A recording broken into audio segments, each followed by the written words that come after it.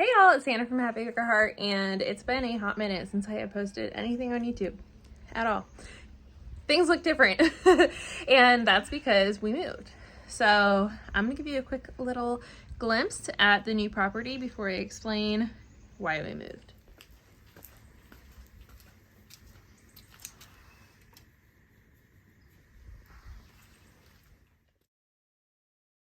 So you may recall we were living in Florida, North Florida, and living on half an acre in an HOA neighborhood. Well, we moved to Georgia, and we now have 3 acres, not in an HOA, which is fabulous.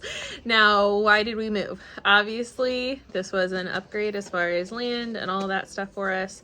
But it was not under like ideal circumstances.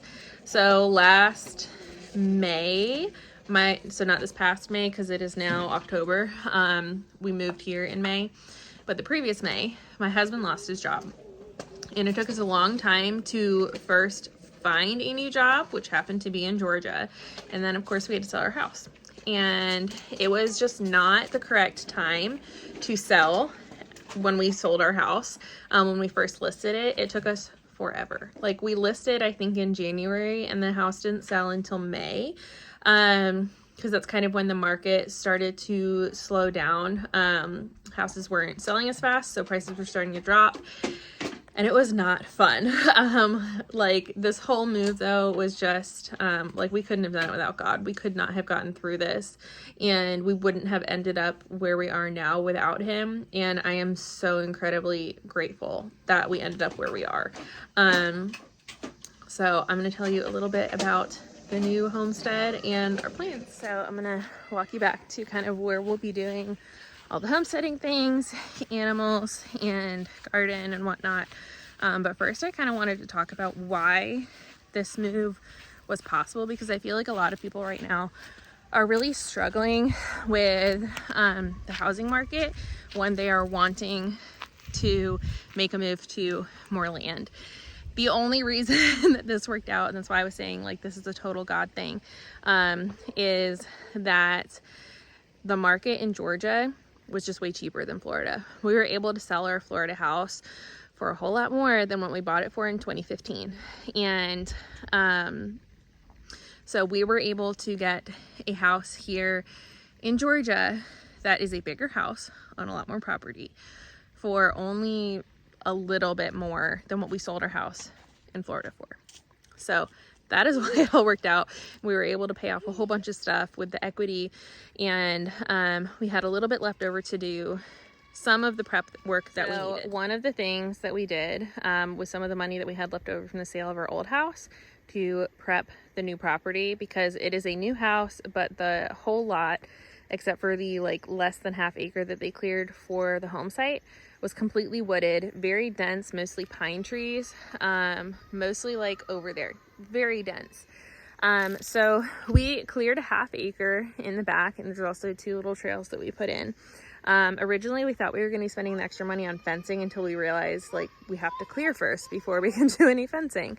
So this is what we spent the money on, and the next thing we'll be doing is working on fencing. It's just that will be a slow process that we have to save up for, because fencing is dang expensive, even if you're doing it on your own. I'm going to be posting videos of kind of the process of building a homestead from scratch. Yes, we had the option to buy a house that already had fencing and outbuildings and all of that stuff, but because of our very long time to sell our old house, we didn't have a whole lot of options. If you really want, I can tell you the crazy story of how we ended up with this house. But no matter what we did, it was either going to be that we were getting a house that needed a whole lot of work, but property that was like homestead ready basically, or getting a brand new house and that the land was raw. And that's what we ended up with. We're happy with our decision. It's just gonna be a while until everything's exactly how we want and functioning as the homestead that we need, that fits our life. So the first video I'm going to post is about the land clearing process, because this, I wish that I had like clear-cut answers of like how much it would cost and what the process was like and all that, and there wasn't really anything I could find. Obviously having people come out and give us quotes, which we had quite a few, But so that's going to be the first video that I post on the whole process. But let me show you kind of what we've done so far with the land cleared. And I'll give you kind of my vision for this space and some future projects. So we brought our coop. We just have to do some modifications to it. We have chickens, no longer ducks, if you have been with me that long. Simply because we prefer chicken eggs. My 3-year-old is no longer allergic to chicken eggs. So we have currently 10 birds that I hatched out. I'll put a little picture of when we first hatched them out with my trusty incubator. 3 roosters. I know we're not gonna be able to keep them all, but it'll be fine. They're not laying yet, but they should be very soon.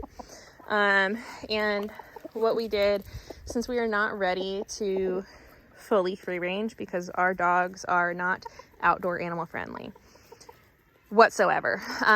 So I got this run. I can't remember how big it is. I think it's 10 by 18. And I will put the link to it because I was skeptical ordering it, but it had literally everything that I needed to put it together. All of the chicken wire, the zip ties, it came with even the tarp. I just added some hardware cloth on the bottom. They do not sleep in here. They sleep only in the coop. And it has been great. I just kind of have been recently letting them out to free range a little bit. And honestly, they're probably not going to stay out here that long. It's kind of warm today and they don't really care to stay out in the sun. So they'll hang out and then they'll go back in there most likely. But eventually we are going to do some fencing to prevent the dogs from getting back here. And then hopefully they will be free ranging for the majority of the day and only in the run when they absolutely have to. So for the rest of the property, we do have a trail over here that kind of leads towards the front. And eventually I want the very front of the property to be one pasture, and then to have a second pasture that's kind of this back corner of the property because we have a trail that goes back there. It kind of hooks around and there's a nice shady kind of open space that would be great for pigs. And then on this corner, so it is currently, what is it, 3:30? I can't really see on my watch. It's just about 3. And we get some nice afternoon shade this time of year. So I'm thinking, not 100% sure yet, that this back corner is going to be the garden. And I think I want to do, at least try to do, just in-ground gardening for the first year. So it'll be this upcoming spring will be the first time that we have a garden at this property. And the reason I'm going to do that before doing raised beds like we did the old property is, 1, because it's cheaper, and 2, I just kind of want to see what happens. I love to experiment with it and see what's the best way to do it. If after the first year I realize, you know what, out of ground beds are going to be the best way to do it, then we'll invest that money. But we have so many other things to get this property ready, like the fencing, that I just think financially it's going to be smarter to the first year try and do in ground. Now I do have our compost already started over here. That's just been with scraps and old chicken bedding. I am going to probably at some point experiment with, the ground is very hard right now, it's straight clay, but with digging like rows after we've had a rain, so it's a little bit softer, and directly burying our food scraps in the ground to like kind of in-ground compost to prep the space for doing direct sown into the ground gardening. My brain is starting to get a little fried right now in the spring, because I know that this is going to be nice fertile ground. However, we need to add in some more organic matter to kind of loosen it up, because when it's not wet, I mean, it's really hard, and we're used to sandy, very poor nutrient soil in Florida. That's why we're doing the out of ground beds. I mentioned we have 3 acres. We have not explored all of it yet. However, from what we have explored, we have so many beauty berries, and there's a lot of muscadine grapevines.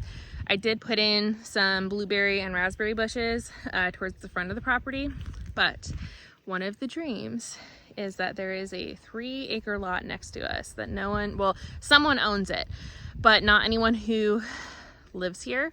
They live in a different town, may have done some research. It's not that hard to find who owns what if you know what sites to look at.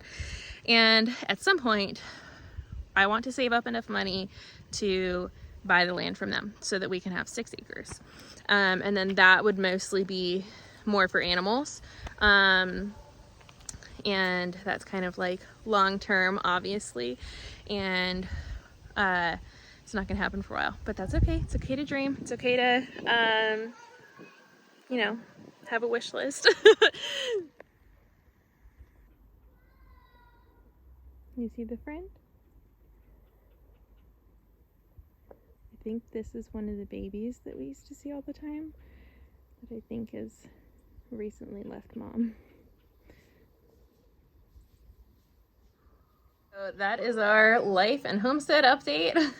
If you have any questions, I am more than happy to answer them about the move or how we're liking Georgia versus Florida or all the things. Again, I'm going to be posting updates on the progress of building our new homestead.